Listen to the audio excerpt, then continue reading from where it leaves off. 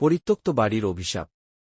গ্রামের পশ্চিম প্রান্তে এক পরিত্যক্ত বাড়ি ছিল, যার নাম কালো বাড়ি কি লোকমুখে প্রচলিত। বাড়িটি ছিল একসময় জমিদার কেদারনাথের। তবে এক রাতে রহস্যময় আগুনে জমিদার পরিবারসহ সবাই পুড়ে মারা যায়। সেই রাতের পর কেউ আর ওই বাড়িতে থাকতে সাহস করেনি। বাড়িটা কালো হয়ে দাঁড়িয়েছিল, যেন সে তার নিজের অভিশাপ নিয়ে বেঁচে আছে। লোকেরা বলত, বাড়িটির ভিতরে প্রবেশ করলে আর কেউ ফিরে আসে না। একসময় একদল লোক সাহস করে বাড়ির রহস্য উদ্ঘাটন করতে গিয়েছিল, কিন্তু তাদের কেউই আর ফিরে আসেনি। বাড়ির চারপাশে শোনা যেত সাপদের মতো শব্দ, আর রাত হলে দেখা যেত অন্ধকার জানালায় লালচে চোখের দৃষ্টি। তবে একদিন গ্রামে এলেন এক যুবক, নাম অর্জুন। তিনি ছিলেন সাহসী এবং নতুন অভিজ্ঞতার সন্ধানী।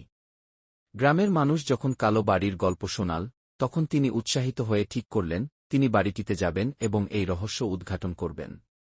রাত নেমে এলে অর্জুন তার লণ্ঠন হাতে নিয়ে বাড়িটির দিকে রওনা হলেন। বাড়ির সামনে পৌঁছে দেখলেন, বাড়িটি যেন রাতের অন্ধকারে আরও বিশাল ও ভয়ঙ্কর দেখাচ্ছে। বাড়ির দরজায় পৌঁছে তিনি ধাক্কা দিলেন, দরজা নিজের থেকেই খোলা হয়ে গেল। ভেতরে প্রবেশ করে অর্জুন দেখতে পেলেন ধুলো জমে থাকা মেঝে, জাল লেগে থাকা জানালা, আর ভাঙা আসবাবপত্র।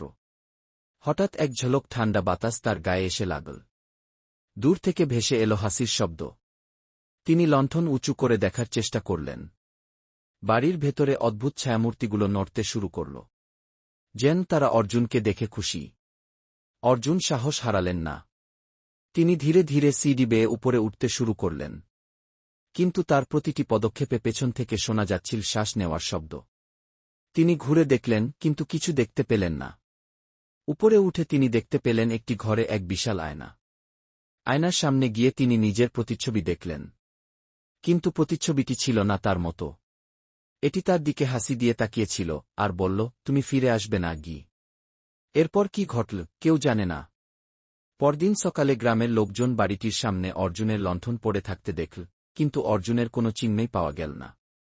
লোকেরা বলল, কালো বাড়ি তার নতুন শিকারকে নিয়ে গেছে। সেই দিন থেকে আর কেউ সাহস করে কালো বাড়ির ধারে কাছে যায়নি। বাড়িটি আজও দাঁড়িয়ে আছে, যেন নতুন শিকারের অপেক্ষায়।